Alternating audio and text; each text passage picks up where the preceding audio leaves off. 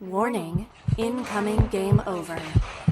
Warning, incoming game over. Maple Leafs fans, ladies, gentlemen, children of all ages, welcome to Game Over Toronto. My name is Lauren. On this side of the screen, we have Dominic. On this side of the screen, we have Zach. And we have the three of us, and the Leafs are up 3-0 in the series. Battle of Ontario. Fellas, I got a question. When the playoffs started and we were all thinking about who the unsung hero was going to be for the Leafs, was Simone Benoit your pick? Obviously, yes. I have an even better question. Is Simone Benoit the best offensive defenseman since prime Erik Karlsson? You know, important questions need to be asked here on Game Over Toronto. Big win. The Leafs are up 3-0 in the series, winning 3-2 in overtime on the heels of a Simone Benoit walk into slap shot off the face-off. The Leafs this whole series have really capitalized on every single face-off win as much as they can on the power play, on overtime, and they're making plays when they have to. And again, Simone Benoit just deciding to take matters into his own hands. Last game setting up Max Domi for the overtime winner, and this time doing it himself. Welcome back to Game Over Toronto, everybody. If you're just joining us, like I said, my name is Lauren. On this hand side of the screen, we have Dominic. On this hand side of the screen, we have Zach. And what I need you to do before we go anywhere is I need you to hit like and subscribe and put the notification bell so that when we go live again on Saturday after the Leafs sweep the series against the Ottawa Senators, you can be first with us here. I'm going to knock on wood and I'm going to wish those things because as much as I want the Buds to win at home, I just want to get this over and done with. Fellas, what do you think? Just win, baby. Yeah, I don't think I could stomach the Leafs even threatening to do what they usually do in this series. We've reached this point. This is a point we have not been to in I don't remember when. I don't remember when. I'm sure in my childhood, the last time there were these battles of Ontario, there must have been a sweep at some point. No, but I don't think there was. Oh Zach, my God, maybe not. I'm gonna find out. It might take. Yeah. I don't know. I don't know that the Leafs have done this in my lifetime in the playoffs in any round. Yeah. I don't think that they've done it.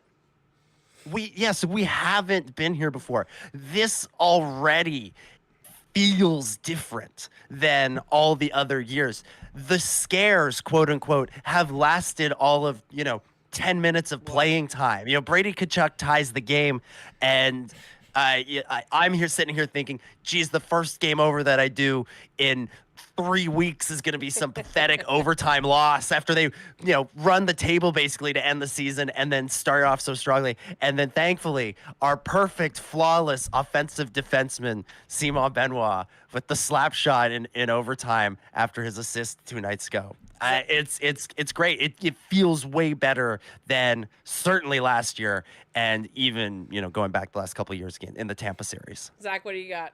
That face says a lot. In a moment that can be described only as pure irony, the last time the Toronto Maple Leafs took a 3-0 series lead was against the Ottawa Senators in 2001. Hey! Okay. I was in grade 1 at the time. Here we go. I was not born. Shut up. Nope. I was in grade 8, everybody. Oh my God. But it doesn't matter. It doesn't matter how long ago it was. Matter. The fact of the matter is, we are living in today, fellas. We are living in today, here. and it is a good day to be a Toronto Maple Leafs fan. Zach, thank you for looking up that stat. Coming into this game, I know that I wasn't on the stream the other night. Sorry about that. Is this what you were expecting to happen? I know that we sort of talked about it on Sunday about what we thought was going to happen as the series went on, and we both sort of thought that at one point the Leafs were going to, feel the pushback a bit more. And they did, in fairness, in this game, right? A lot of the game, the Leafs were really shut down, but still managing to find a way.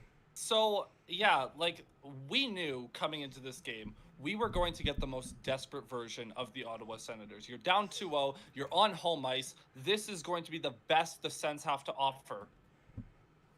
And they definitely were outplaying the Leafs in the first period, but it didn't feel overwhelming at any point. It just seemed like the Leafs were struggling to get the puck out, but it wasn't like the Sens were getting a ton of chances. You go to the second period, and it's a pretty even game. Obviously, the Leafs Nylander takes the dumbest penalty of his life and gives the Sens a 5-on-3. But the Leafs get a goal, and then when Matthews scored to start the third, from that point on, the third period was genuinely perfect. Like, the Leafs played an absolutely perfect third period again, because if you recall in Game 2, for as bad as that second period was, the Leafs didn't allow a shot on goal for the first 15 minutes of that game. They don't allow a shot on goal for the first 12 minutes of the third period here with the lead.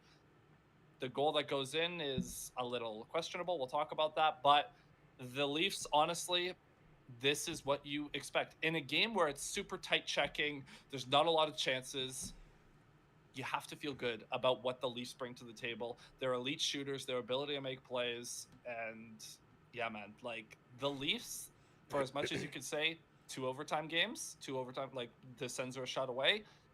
Did it ever really feel like the Senators were going to win either game?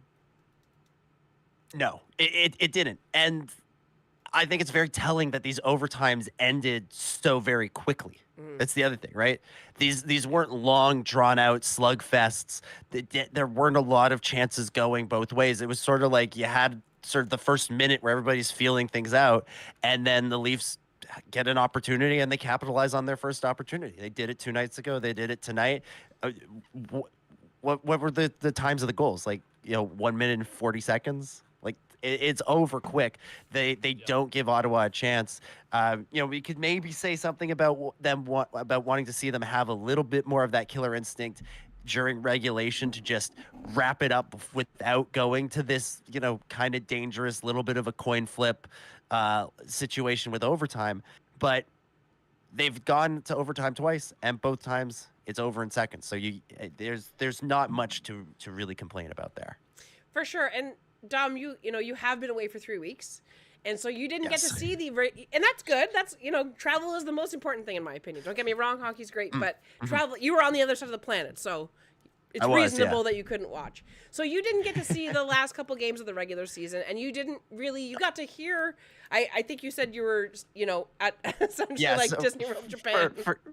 For game one, it was Sunday night here. Sunday night here in Toronto. It was Monday morning in Japan, and I went to Tokyo Disneyland, and I was walking around in my Leafs jersey with my earbuds in, listening to a radio broadcast of the game, and enjoying it that way. So I didn't see game one as it happened, but then for my 14-hour flight home, I downloaded a version of a copy of game one and watched it on the plane. Okay. So I saw it all. So I did see it all play out. Okay. Yeah. So I may have been like phasing in and out of sleep at a couple of points, but I saw more or less what happened. So I have a sense of what went on in game one. I was able to catch most of game two. I kind of got off my flight coming home at about 8 o'clock and was walking through the airport and trying to maintain a conversation with my dad, who very kindly picked me up and dropped me off while also watching the game, and then getting to sit down and see the last 10 minutes of the third properly, and then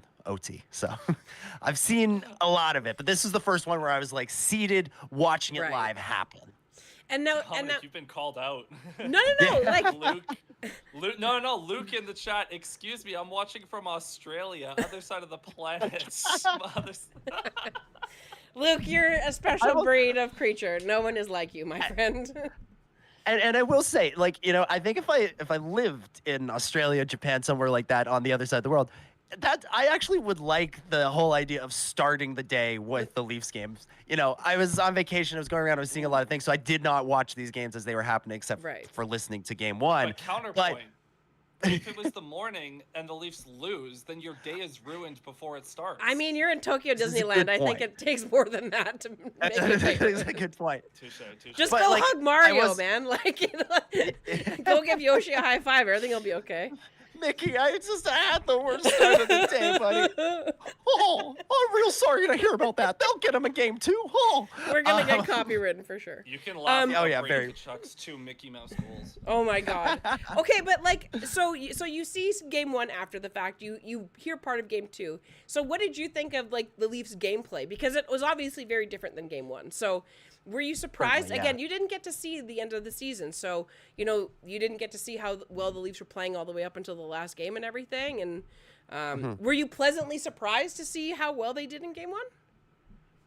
In game one, yes. Oh yeah. Game one, I was very, very happy with the way they came out with such energy, with such jump. They didn't waste any time, and they put the Sens in their place pretty much right away, and they Right. kept them there all the way through.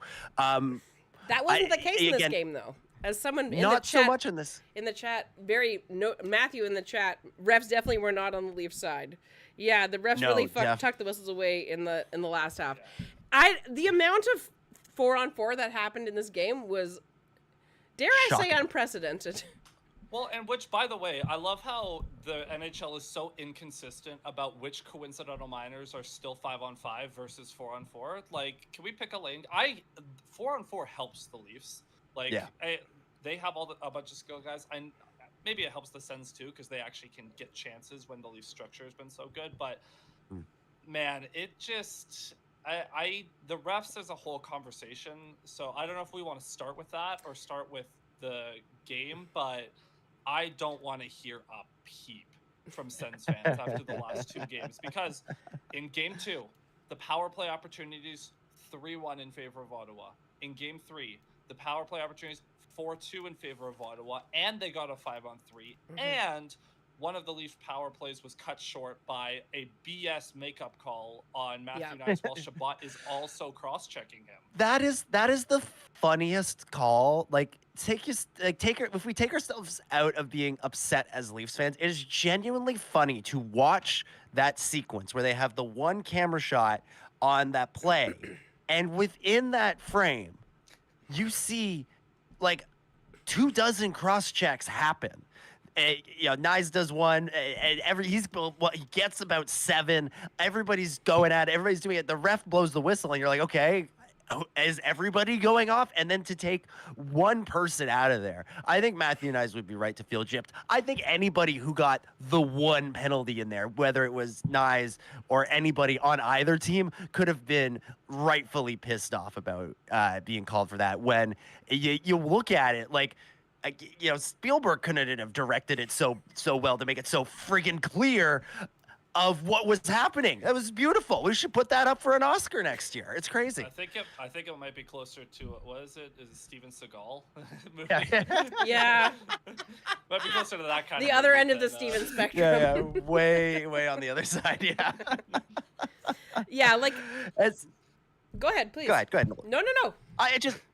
It's been interesting, right, to sort of follow the discourse while being away. Because even though I was away, I was sort of keeping up with what was being said. I was keeping up with the team, and the ref conversation has been interesting because it does feel like every year it surrounds the Leaf series in one way or another. I'm sure every series will feel that way in some sense, but it does always feel like there are these big swings in the Leafs either getting a lot of penalties or getting a lot of power plays. Like it feels like there are these big swings, and I think at the end of the day, just looking for some semblance of consistency rather than we gave too many penalties. Leafs too many power plays in game 1. Let's make up for it in game 2, and then in game 3 as well, where it just seemed to be madness and all over the place. And Brady Tkachuk throws a little hissy fit after elbowing somebody in the face, and next thing you know, they have to drag Matthew Knies out of that cross-check bonanza in the last seconds of the period. You know what? Let's recap the penalties in this game, if we will. So the first one was was it? It was the 4-on-4. The power play. Yeah. Penalty. Oh, sorry. So John Tavares hooks Brady Tkachuk. It is a penalty. He gets him in the waist and in the hands, takes him down. Why is Brady Tkachuk's head snapping back? What? The stick is like 3 feet below your head, and you're snapping your head back like you just got high sticked, and it's a hooking penalty. What are you doing? Then he elbows Pontus Holmberg. I'll admit, I don't like if that happened against the Leafs, I wouldn't love it because that's just 2 guys battling, and you got to let them play. But then you atone for that with the Matthew Knies penalty, which is just ridiculous. Mm-hmm. And then Timmy Stützle, as Music for Al pointed out earlier, is just diving. He's trying to avoid a hit from Steven Lorentz. Now, normally in these kind of situations, you'll see a player try to jump around a hit, and the player that's trying to land the hit will stick out a leg because he's just trying to get a piece of him. That doesn't happen here. Lorentz is going the other way. He doesn't react to Stützle trying to jump around him. Stützle just jumps and loses his balance, and they call a tripping. It was absolutely outrageous, and this would have been a very different show had the Leafs lost this game, because oh my lord, were the refs horrible in this game. We would have had to turn Zach's volume down. Is what I'm saying. Yeah. Over the years, we've had a lot of conversations about, Michael Bunting, about Nazem Kadri. Like the Leafs fans we always felt like these guys, they would get targeted by the refs because they were really good at drawing penalties, because the refs felt like they would see the play after the fact and feel like they were being shown up. And I can't help but wonder, if you refed this game, or if you're going into reffing the next game and you see the replay of that Stützle thing where he, if he'd landed on his feet, he might have won gold at the Olympics in gymnastics. Like, it was such a leap, such a jump that, I feel like you're looking at that going, buddy, you better be murdered on the ice before I consider calling a 2-minute roughing penalty for something that happens to you. I don't think refs should think that way. I don't think they should. I think they should call the game as it is, as they see it. But they're human. Humans are vindictive, unfortunately, as we see in the news all the time. And therefore, it wouldn't shock me if you see or hear that from a referee in a future game, the series. So Travis Green's been whining about the refs all series, which, by the way, complete loser behavior. But that's a conversation for after the series. But real quick, can I just ask? Again, being away, not being as in touch as I want to be with all this stuff. There was this. You sometimes struggle to keep the real information from the misinformation, the real news from the fake news separate. Did Travis Green really imply that the Leafs paid off the refs in a statement, or was that something somebody made up? No, they just said that they were selling it. Like, they were just selling calls. Okay. They weren't they weren't exchanging hundos in the back. No, it was like they were doing the head snaps. They were like NBA players. He breathed on me. Okay, gotcha. Ironic for a Sens coach to complain about the other team selling calls. Which, by the way, would it shock you to learn that the Senators have led the league in penalties drawn for the last 3 years? That would surprise me. Really? Wow. Timmy Stutz, everybody. And then Timmy Stutz. But 10. To be fair, as Leaf fans, we got to get used to this, because assuming the Leafs do not have a colossal choke here. Why would you even say that? The team that's probably awaiting you is the Florida Panthers in all likelihood. They're up 2-0 in that series. And do you think for a second that the refs are going to get better? They're going to call more stuff? I mean, I'm interested to even see if the number of penalties changes on Saturday, because it's officially game 4, and we know that games 1 to 3 are called specifically, and then 4 and 5 are called one way, and then 6 and 7 it's unless you're dead or you literally throw the puck, or you're Justin Hall, then we're not going to call anything. Oh my lord! Did you see the pick for the Nichushkin goal the other night in the Avalanche game? Oh my lord! I hate the refs. Yep. Just brutal. Consistent as cottage cheese. Okay, well, let's. We didn't really break down we broke down the penalties. We didn't really break down the game, but essentially there was no scoring in the first period. Claude Giroux opening it up for the Sens with 18:22 left in the second period. That's during the 5-on-3, of course. There's a 4-on-4 after that, and then Drake Batherson takes a high stick penalty, and then who else but Matthew Nyes? Just the puck literally just sort of slowly melts into the net. I wouldn't even say it slid. It just sort of genuinely faded. One of the funniest goals of the series. The fact that it went in from the angle that's opposite to where Nyes was, and Nyes still gets credit, and also both Tavares and Matthews took swings at it and missed it, and it somehow still just slowly crawled into the net, and no Senator, and Pinto and Olmark both reach for it, and neither of them get it. It was it could have been painted on the roof of the cathedral of just it's so close. It was shockingly similar to the Brady Tkachuk goal in Game 2. Yeah. Where he just sends a pass, it hits a defender, and it goes in at like just at a snail's pace. You're watching it just be like, and it finally goes in. So thank God for that. And, the first period, like, the Leafs essentially had one shot on goal for the first, like, 12 minutes. It was pretty rough, right? And even in the second period, like... We knew they would make a push, though. Yeah, for sure. But it was shocking to see the Leafs... They couldn't make a pass. They could barely get out of their own zone and into the neutral zone. They must have spent like 80 seconds in the O zone in the first period until the last like 5 minutes they made a push. And then the second period, it essentially like with 12 minutes to go, they start pushing back. And then in the third period, it was more like just open ice hockey. It was great. And to start the third period, 19:26 seconds to go, Austin Matthews gets his first of the playoffs, which seems bizarre. Yeah, surprising, but I'll take it. Can we acknowledge? Yes. What a deflection pass by Mitch Marner on that play. It's just incredible. Yeah. Allmark is looking the wrong way. Like he's completely looking the other way.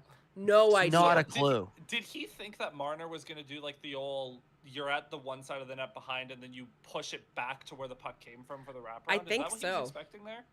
Probably, yeah. I think, even most players, like, you don't get it and immediately deflect it that way. You puck handle it for a second, and that 1 second gives you the time to go to your other post. But because Mitch literally just, like, lifts his leg and is like, yoink, and Austin is standing right there, like, that's the kind of play that will get Mitch Marner a contract extension if they can do that past Game 3. Is this similar to the Four Nations kind of where it's just a ring around the board?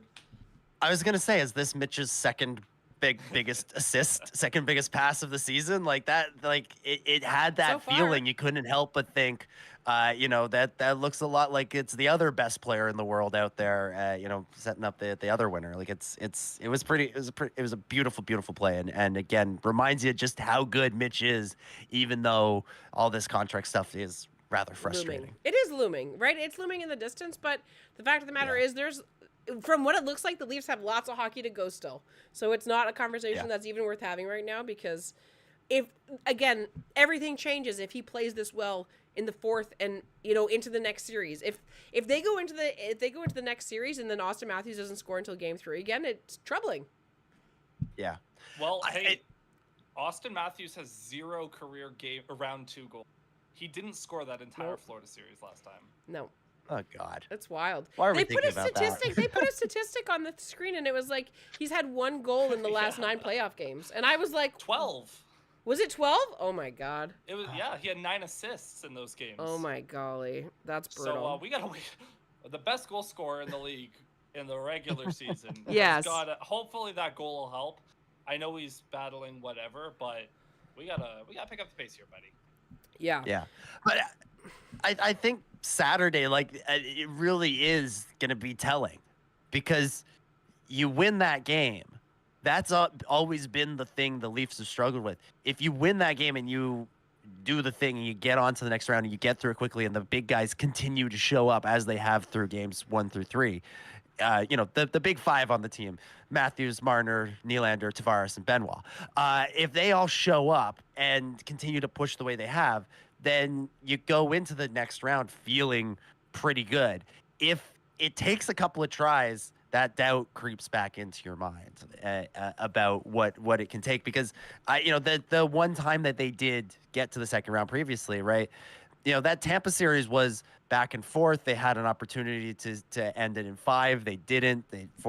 Tampa forced Game 6. They win that in overtime on a weird deflection, and then they get into round 2, and those games were fairly even, but they were fairly even in the way that games 2 and 3 were fairly even in this series, where the Leafs kept up with the Panthers, but at no point did they really deserve to win the same way that the Sens kept up with the Leafs through this game and last, but never really deserved to win, except for that one point when Bobrovsky clearly moved the puck out of the net with his butt, and we couldn't see it. And honestly, I think, Dominic, you're hitting the nail on the head. For anyone who's been watching other series these playoffs, the Stars and Avalanche series is a perfect example of what the 2023 Leafs were, where they were the second best team in that series. I have no problem admitting that Tampa Bay outplayed Toronto in that 2023 series, but the Leafs were winning the moments. The same way the Stars in games 2 and 3, 2 overtime wins, they're winning the moments, and then they run into a team in the Panthers who was just a better team, even though where they finished in the standings wasn't close at all. The Panthers in the playoffs were just the better team, and so when you get to overtime, it's like game 3 of that series, for example, when Sam Reinhart gets the overtime winner, it's like, yeah, the Panthers won because the Leafs were bad that year. Now, I'm not going to sit here and say the Senators are bad, but I will sit here and say that the Leafs are clearly the better team, and they should be winning these games. So it's not the same vein as these other, like the 2023 playoffs, where it's like the Leafs are lucking out these overtime wins and they're getting these crazy deflections from Alex Kerfoot on the power play to win games. And like, yeah, Simone Benoit fires a shot through traffic, but if you watch the whole game, the Leafs were the better team tonight, and they've been the better team in the series. So it's a lot different than back then. There's been no goofy swings in this series. There's been no 3-1, 4-1 leads that vanish either way. Because usually when that happens, you had at one point in that game, one team was getting very lucky, whether it was the team that went up 4-1 and their luck ran out, or it was the team that was down 4-1, suddenly found a whole bunch of horseshoes and won that game, which as much as I have very fond memories of, game, was it game 4, game 5? It must be game 4 where Kerfoot tips in the overtime winner with the comeback. I have very fond memories of that. I was watching that game at work, and we were thinking we were done, we were cooked, and then suddenly Nylander started scoring. It was a great thing, great moment, but did they deserve to win that game? I don't know. If I went back and rewatched it now, I'd probably agree with you, Zach, and say they won the moments, not the game, not the overall play. Okay, well, leapfrogging off of that really quickly, because we're already at half an hour here, fellas. I know we're having fun, but we're still in the first period. Brady Tkachuk ties it up with 8:38 to go. Just a clean shot, blocker side. He just beats Stolarz clean. Can't go in. Maybe the only bad goal so far where you look at Anthony and you go, I could have had that one. But again, we're not going to talk about that yet because we're going to leave that for the second period. But then again, Simone Benoit, they go into overtime, a minute and 19 in.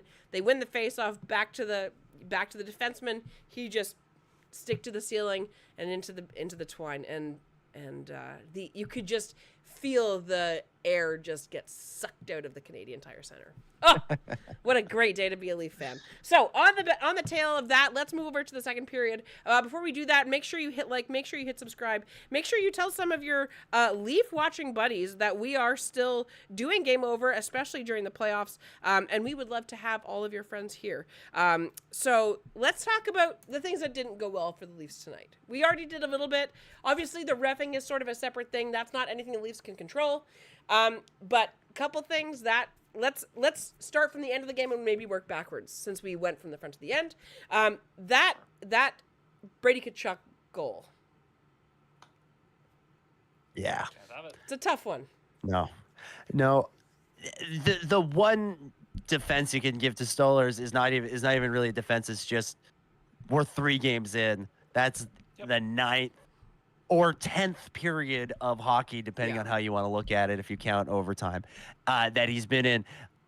Up until that point, every goal that went in was not a result of anything that he did. It was not something where you wished he had it. So that one goes in. You don't want it. You don't like it. But at that point, having been through this, been through this series up until this point without having that happen, maybe I'm just scarred from years of Jack Campbell, Frederick Anderson, and Ilya Samsonov letting in those goals once or twice a game. I kind of look at it and go, all right, you get that one. Everybody you gets get that one. Benoit bails you out in overtime. You get that one. Let's hope we don't see something like that again in Game 4. Well, and look, the Stolarz has been remarkably consistent. He's given up 2 goals a game. That's fine.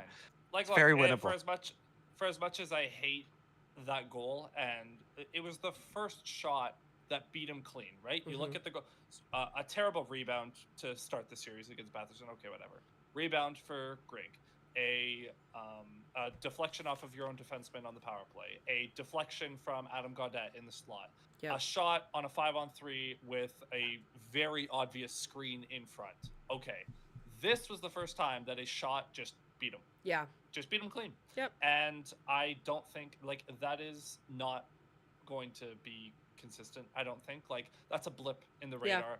And as soon as that goal post, like, we went into overtime, I was like, Anthony Stolarz helped the Leafs through that big lull in the second period of Game 2. Mm-hmm. He had one bad goal. Now it's the Leafs' turn to pick him up for that bad goal. And they did. And Benny does. Yeah.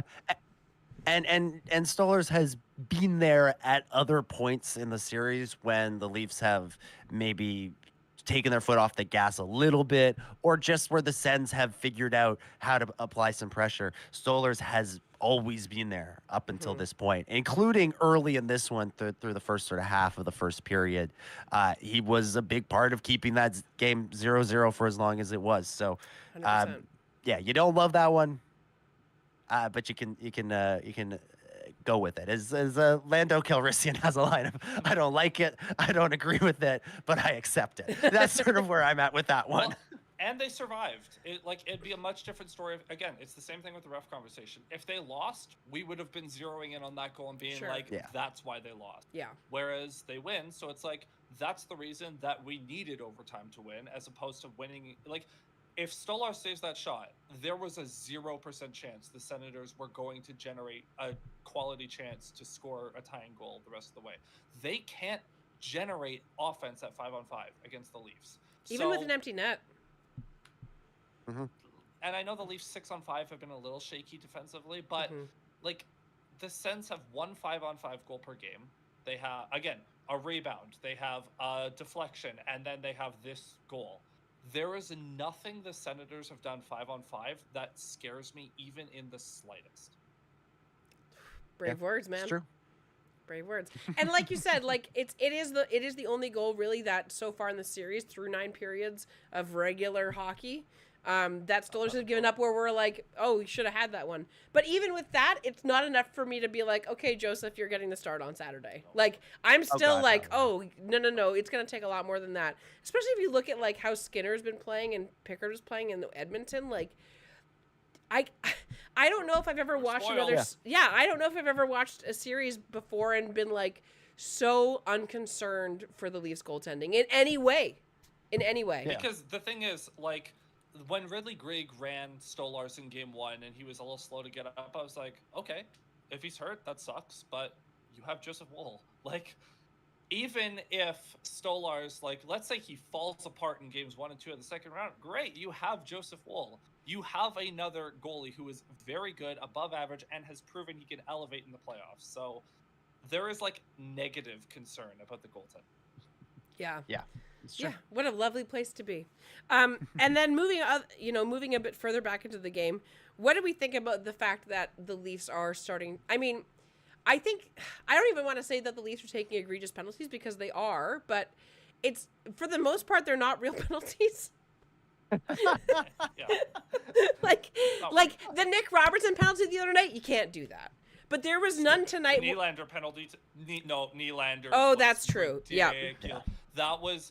Unnecessary. Nylander holds the puck for 30 seconds, and then he loses it, and he just takes a lazy penalty. He stops moving his feet, sticks his leg out. Like, we want to talk about the Stützle dive around Lorentz. The Nylander penalty, that's what sticking your leg out and tripping someone actually looks like. It was. He had a tough game, man. Like, Willie didn't. Second line was bad. Yeah, and I didn't hate that they tried patches up on that, just because nothing else there has worked. Earlier in the season, patches did work, but like, man, he hasn't played since February. He got so gassed by the end of the second period. Like, you could just see he was just in shambles. Like, it was brutal. Yeah, but he's fine. On the fourth line, he's fine. Yes, but you can't put him up there and expect him to succeed after not playing for 3.5 months. You know what I mean? I will say, like, okay, second line has not been great 5-on-5. I know Nylander and Tavares have done good on the power play to get points, and Tavares was pretty good in this game. I'm ready for another struggle. Like, let's take the other guy who's struggling, Bobby McMann, who has been the biggest ghost in this series so far. Other than the hits, apparently. He's been, like, the team leader in hits. So at least he's doing something. Let's put McMann, Tavares, Nylander was the best version of the second line. All of those guys are struggling 5-on-5. Let's see if it can generate something, and then you just have to have, like, if the fourth line is Patches, Domi, Holmberg, that is just the ultimate, please don't get scored on, do nothing line. Go out there, cause a little chaos, and don't let anything bad happen. Yeah, I've been feeling for McMahon. He is one of my favorites on the team. But it was clear all game today he was fighting it. He was gripping his stick too hard. Every chance he had, things went a little sideways. And it just felt like he was chasing the play and chasing things. And so honestly, maybe you give him a vote of confidence and you say, all right, go play with the big guns. See what happens, and then, like you said, maybe the struggling, all of their struggles cancel each other's out, and they suddenly find the magic that they had. No, you know what happened on Saturday? Concern, right? Nick Robertson comes back because he was scratched, and he's the left wing, and he scores. To win the series. That's what's going to happen, folks. You heard it here first. Get your Tim's picks in. Let's go. But like, if we're, let's say this is the lineup, right? If we're looking again, I don't want to look past the Senators because it's not over. Nope. But if you're projecting a series against probably the Panthers, barring Tampa Bay getting their, together, that is the biggest concern right now. Like, we know about Marner and Matthews in the playoffs can sometimes, especially late as the series gets dragged out, the second line cannot be this stale, useless, this passive. Yeah, that's stale. Where are they necessarily bad? No, but are they good? They're a net zero right now. Yeah, and a net zero is what you expect out of the Mikheyev Camp Engvall linebacker, not out of William Nylander. Oh, the dark days. That 2022 team was the Leafs' best chance to win a cup in this era so far, so I can't even hate on it. Like, they were so good that year, and they just lost against a wicked Tampa team. But you need Nylander to, like, Nylander has to step his game. Yeah, he just earlier in the series especially, you could really feel that like every single player was going in and finishing their checks. Willie's starting to do the Willie Nylander thing that he used to do, where he would just kind of like slide past people and bounce off the boards, and you can see him skating, but he's kind of like, I don't want to say aloof, but his knees aren't very bent, and he's just kind of doing a lot of coasting, and he's getting right. But Marner's producing, right? Like Well, Nylander's the worst of the core four. Yeah. Yes. The which moment is shocking in the playoffs. Yeah. Yeah. The moment I noticed I really felt that something was off with Nylander was when he got the breakaway and opted for a slap shot. Spending too much time with Scott like, Laughton. yeah, really. I was really wondering that sort of felt like somebody who is overthinking it. He didn't just go in and do the Willie thing of acting on instinct. He was like, what can I do that will throw this guy off? I know. What's he not expecting? A slap shot. And Side note, Artem Zub, where was he going on that play? That was the funny. I love that they showed us the wide angle, because you see Nylander is like, he's doing the Willie thing. He's floating at the other team's blue line looking for a breakaway. And then Artem Zub just kind of lets him go and sticks to no one on the right side of the ice, and Nylander had all day to do whatever he wanted, and does that. Yeah. Just one of those things. I don't know. Things that Senators fans have to think about, and we don't. What a glorious time to be alive. Okay, well, we're at 40 minutes, fellas. Let's move over into the third period. Again, if you're new here, my name is Lauren. On this hand side of the screen, we have Zach. Over here, we have Dominic. If you could hit like and subscribe, and make sure you have the bell on so that when we go live on Saturday, regardless of if the Leafs move on or are pushed back a step by the Ottawa Senators, you can be live with us when we go live. And again, make sure you just hit like and subscribe. So let's move over into the third period now, and let's talk about what did we like the best that we need to see more of on Saturday. And make sure you get your questions into the chat so we can talk about them in overtime. So this is so easy. More of that from the top line. More of Austin Matthews scoring timely goals. Which, by the way, he almost scored the most wicked power play goal of all time, batting the puck out of the air like 3 times for a chance. But more of those slot passes from Mitch Marner, more of those finishes from Austin Matthews, more of Matthew Nyes being a force that the Senators just can't handle because their back end is Charmin Ultra Soft. It has been like, look, I know. I know that that comment will seem harsh at first. It's actually nothing against the Senators. I love their defense in a vacuum. Jake Sanderson, wicked. He's so good in transition with the puck on his stick. He's just not that physical, right? Artem Zub, he's a solid little two-way defenseman. Not that physical. Nick Jensen, not that, like, he's good. He's the most physical of their top four guys, but he's not really. And Thomas Chabot might, like, if you're, like, to flip to an Ottawa perspective, if I'm a Sens fan, I am the most disappointed in Thomas Chabot because he has been horrifying in this series so far. Yeah. Yeah, it hasn't been great. For me, what I'll say is I want to see the continued solid play from the defense.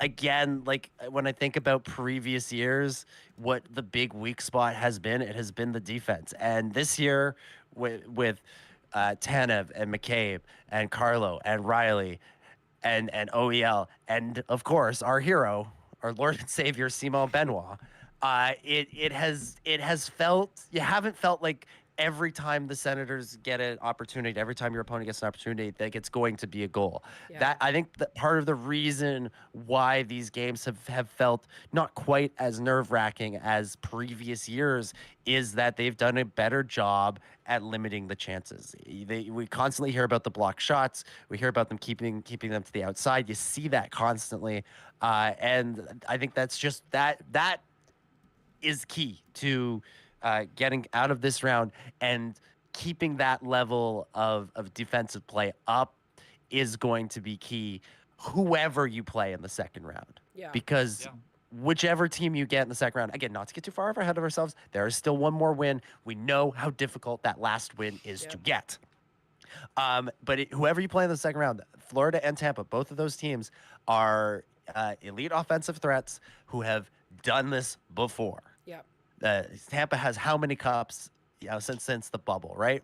They won 2 and they've been to 3. Florida's won 1 and they lost 1. Like these teams know what it takes. A Florida team has been to the Stanley Cup Finals each 5 years. Yeah. There it is. So it's one of those two. So if you do wind up playing them, again, it's still an if. You're going to need, the D is going to be essential to making that series competitive. And then once you get beyond that, then it's a whole other set of questions of whoever you're playing then. Well, and presumably the round is the Atlantic round 2 is the real conference finals. Yeah. Well, and like, I just sort of writing the coattails off your point there, Dom. I had 3 comments in my book here, I mean, in my notes about the defense, because OEL made that unbelievable stop on Tim Stützle, who was literally screaming into the zone. He perfect poke check out to the boards, and then the shift after that, Brandon Carlo comes in, and my note is, man, Carlo is so good, big, strong, and great at holding to the outside. Like his reach. Not having that against us now is like a Christmas present every time I watch them play. Like if we Zach, can you pull up the defensive pairings from the last 2 seasons? Because just in comparison to what they are, or like any of them from any of the playoffs in recent years, because if I think about it too hard, it's like, I can't believe that we went into the playoffs last year where we were like, Timothy Liljegren, come on down. Whereas now we have Chris Tanev and Jake McCabe and Morgan Riley and Brandon Carlo and OEL. And it's just like, da-da-da-da-da-da-da-da. It's like, oh. Okay, hit me. Let's go. Okay, this is from Leafs latest, and I'm glad you brought this up because I had this tweet from before Game 1. So these are every single Toronto Maple Leafs Game 1 pairings in the playoffs in the Matthews era. Do you want to go from starting in 2016 or starting last year? What order do you want to go? Just start most recent and then work your way backwards. Yeah. Okay, so most recently, last season, the top pair was Morgan Riley and Ilya Lyubushkin. Second pair, Benoit McCabe. Third pair, Edmundson Liljegren. In 2022-23, this is a series the Leafs won against Tampa. Top pair, McCabe Brody. Second pair, Riley Shen. Third pair, Giordano Hall. Not bad. Riley Shen, I'd still take that, but not over Riley. Not over Riley Carlo. No, Riley Carlo is supreme. Yeah. No, but remember how good Riley was in is the only note. That's true. Yeah. 2022, the first year against Tampa, Riley Lyubushkin again, Muzzin Brody, and Giordano Liljegren. 2021 against the Habs. No, Payne. So Let's not go into Riley them 4 Brody, times. Muzzin Hall, Sandy Bogosian, and then just for shits and gigs, I'm going to go back to 2016-17 against the Washington Capitals. Oh boy. Top pair, Riley Hunwick. Second pair, Ooh. Jake Gardner, Roman Polak. Third pair, Jake Marty Gardner. Marincin and Connor Carrick. Oh my god. I was about to say, I don't ever remember Marty anybody named Marincin. Carter. Oh. Sorry, Connor Carrick. I got that wrong. But, Who would you rather have, Yeah. Marty Marty. Marincin or Simone Benoit, fellas? Oh man. hey, don't forget Marty Marincin's end-to-end rush against the Vancouver Canucks. How could back I in the day. forget? How could I forget? Never forget. Iconic. Yeah. And I think the other thing that we want the Leafs to keep doing well is being so productive on the power play. Yes. They have Yeah. been 5 for unbelievable. 9. Man, that's like, I mean, Over 50%. knock on wood, right? Like, hopefully it lasts forever. But I'm sure at some point it will regress to the mean. But for right now, boy, does it make getting penalties like so much more fun. Oh yeah. Well, and you have to keep it up because, as we know, the number of penalties is about to drop. It's about to drop. So those opportunities are going to become all the more important. So you have to take advantage of them. Yeah, for sure. Okay, well, make sure we're going to move over into our overtime period here in just a second, so make sure you get questions in. Before we do that, make sure you hit like and subscribe. Make sure you follow all of us on social media. Why don't we, while people are getting their questions in, why don't we tell everybody where we can find each other? So you can find me on Blue Sky at Lauren and the Six. You could technically find me on Twitter, but I won't reply. My apologies. And Zach, where can everybody find you? You can find me at Twitter, Blue Sky, and YouTube at Zach Payne 41. And Dominic, how about you, buddy? You can find me on Instagram at DominicJ25. You can see all of my pictures from Japan, including from Star Wars Celebration, which was the big convention that was the impetus for me going over there and was a great time. And if you want, I know Andor is on now. If you want to read my thoughts on the first 3 episodes of Andor, you can check out my Substack, DominicGJones.substack.com. And that's where you can find all of us. And make sure you go into the links down below and you follow all the other Game Over channels. I implore you to go in. After this, I'm probably gonna, after I edit all of this, I'm probably actually gonna go watch like the Game Over Edmonton stream, just because, or not Edmonton, Ottawa, because I kind of want to see what they think about the series and what they think they're doing well. Because I can't wait to be like, ha, sucks to suck. Well, you know what? I obviously haven't seen, but if I was to guess based on how since Twitter has been and what Travis Green has been saying, which by the way, I'll pull up that quote from after the game, is they're probably like, oh man, we're right there. And it's like, hey, John Tavares said the Leafs were right there every single year. Feels good. Well, and didn't Rod Brindamore last year, before they got crushed by the Panthers, they were like, you know, we're right. We didn't really get swept. We were there in every game, and we were like, Yeah. bro, you got swept. Anyway. So, Sweep's a sweep. Yeah, so Travis Green after this game, it's disheartening to say the least, obviously, because you're down 3-0. I liked a lot. We were ready to play. Hold on, I have to pull this up because this is hilarious. At 5-on-5 tonight, average amount of high danger chances per game is around 11 or 12, and the average expected goals for in a game is around 3. The Senators tonight, in a game where they had to play at their most desperate, they're like, this is the best version of the Ottawa Senators. At 5-on-5 tonight, they generated 7 high danger chances and 1.47 expected goals. The Leafs controlled 53% of the expected goals at 5-on-5, despite how bad that first period, like how good the Sens were in the first period. Ottawa just, Travis Green is becoming alarmingly similar to Sheldon Keefe in terms of the things he's paying attention to. That's good for us. That's great news for us. Yeah. Hey. It's great. Keep them. Keep them. Keep them. Okay, well, let's get to some of the questions from the chat. Luke Venables, as always, thank you for being here, Luke, all the way from Australia. Do you think other teams are looking at playoff Matthews and thinking it's more important to cover other players because Matthews can't score in the playoffs? I hope they think that, so that they leave him open and he can make you all look like fools. Ha ha ha ha. Well, I actually, Wasn't there one of the goals in game one where Nylander was able to score because they were very clearly still worried about Matthews? The So 5-on-3, yeah. yeah, so if they're worried about Matthews, that leaves the other guys open.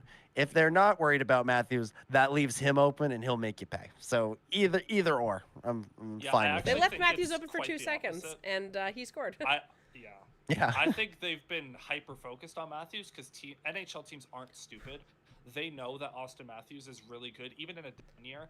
They know how good he is. So I think what is actually happening is teams zero in on Matthews, and they're like, "Hey, Mitch Marner, you can shoot from the outside. Go for it, buddy." But the difference is Marner is, he's semi trying to go to the middle, but also Matthew Nyes has just been a wrecking ball in this series, which helps open up ice for Matthews and Matthew Nyes on the forecheck have just been like, there was a play where Nyes just goes in and lays a big hit, and the puck goes right to Austin Matthews because he knows that Nyes is gonna jar that puck loose. And the same thing happens the other way, where Matthews will go lay a big hit, and that was the first chance in game 2 that Marner hit the post on, where Austin Matthews lays a big hit on Shabbat, and then Nyes creates a turnover, gets it to Marner, unfortunately doesn't score, but teams are definitely wanting Marner to shoot of those three. But because the Leafs are so good on the forecheck, like with those two, it just makes it a little bit trickier to contain them. Well said. There it is. Well said. Hadouken in the chat. What a game. What a feeling. Go Leafs go. Yeah, man. We don't say go Leafs go enough on the chat. I don't think we say it enough on the show. If Willie doesn't want to score and take penalties, can we scratch him for Kampf? Matthew, that's not funny. I mean, don't get me wrong. David Kampf is money in the bank for 1 goal per round if he's in it. But, he also hasn't played. If you need it, Robertson post scratch and play off David Kampf. Those weapons are in the vault. They are ready to be used. I think Nicky Bobby's going to be in the lineup on Saturday, and he's going to score a goal, and we're all going to be like, "What the fuck is wrong with this kid?" Honestly, I don't think he will. But I think Berube, the next time Robertson plays, it has to be on home ice because you got to shelter him. He's played like 8 minutes a night when he was in the lineup. So. Yeah, it'll be interesting to see. Let's see if there are any more questions come in. I thank you for all the compliments on my evil laugh. I worked hard on it. I have cats, so it's easy. I just channel them. There's actually one. I wish I could show you. My living room is a mess. There's a cat asleep in a box right here, and it's very cute. Yeah, Patch's second line, McMahon, Lawton, Domi third line, Lorenz, Pontus, and Yarncroke second, third line. Yeah. This stream never has to end. This is too glorious. I agree, Luke. It's been a good night. But Zach actually does have to run, so why don't we wrap it up there, fellas? Well, I'm going to close this out with some quotes. Okay, here we go. So this, from Julian McKenzie on Twitter, asked Linus Ullmark what he saw on the overtime winner. I didn't see anything. That is amazing. This is from Kevin Papetti. Anthony Stolarz in the regular season, a save percentage of .926. Anthony Stolarz in the playoffs, a save percentage of .926. And finally, here to close us out, Simone Benoit asked if that's the biggest goal of his life. Well, I don't score a lot of goals, so I would say yeah. Oh, Benny. Well, it's the biggest goal of your life so far. Let's be optimistic. We'll never know what else is coming down the line. Exactly. Win the Eastern Conference Championship and then the Stanley Cup. That would be great. We would build a statue for you, Simone. That's all you got to do. That's all you got to do. Seems Out easy of the enough. Legends row. Yeah, I absolutely. do want to say, as we close out, we got 17 people in here right now, Let's which is go. amazing. I think this might be the most we've had on a stream Concurrent, this season. yep. So thank you all for tuning in. Make sure to hit like and subscribe. I see Dan Dimadiros says, glad I discovered your stream again. Welcome, Dan. Make sure to like and subscribe. And anyone that's discovering Game Over, rediscovering Game Over, whatever it may be, make sure to hit like and subscribe. We are live after every single Toronto Maple Leafs game, both regular season and playoffs, and we can't wait to see you guys Saturday. And maybe you don't like watching our faces, and that's okay. We're on audio too. You can find us on anywhere you find your favorite podcast. If you could give us a listen and give us 5 stars, it would go a long way too. So let's wrap up the stream there.